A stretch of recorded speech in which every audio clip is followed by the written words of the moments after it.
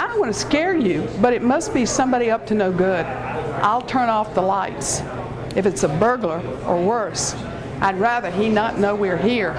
Author Reba White Williams, a North Carolina transplant who has lived in New York for the past 2 decades, is reading from her mystery novel, Restrike.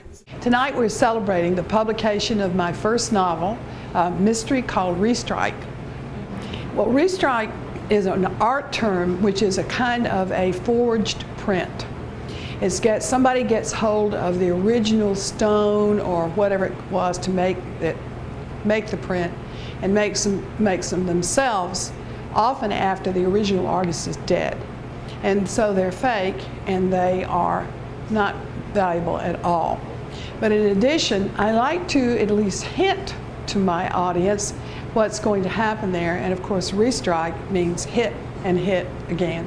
What is this thriller about? It's about 2 young women who come from North Carolina to live in New York, and they are both working in the art world, and they run into all kinds of greed and crime and people who are trying to steal from one another, and then when somebody is killed, they really get involved and they risk their own lives to try to stop what's going on.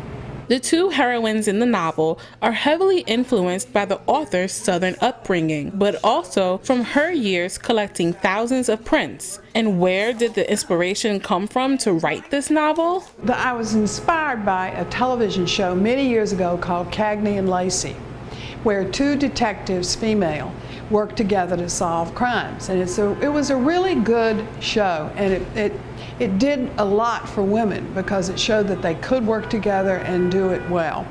And I thought, I'd like to do this. There are 2 main characters, Coleman and Dinah. They're not professionals at all. It's just things keep happening to them. They are really art people. And they could run, they could hide, they could go home to North Carolina where it was safer. They could do any number of things, but I wanted them to be girls who would fight.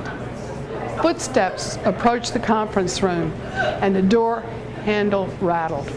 They froze at the sound of someone entering the code that unlocked the conference room door. Fans and friends of Williams came out to support her at her book signing. There are certain themes in her book that she talks about, like starting an art gallery, or in the next novel she's going to be talking about hanging art in a corporate world and how that works, the curators and that. And it's a whole hidden world that people don't really, I didn't understand it that well. And so I do think that it's very specific to New York City, and I think it's terrific. Well, who doesn't like a mystery?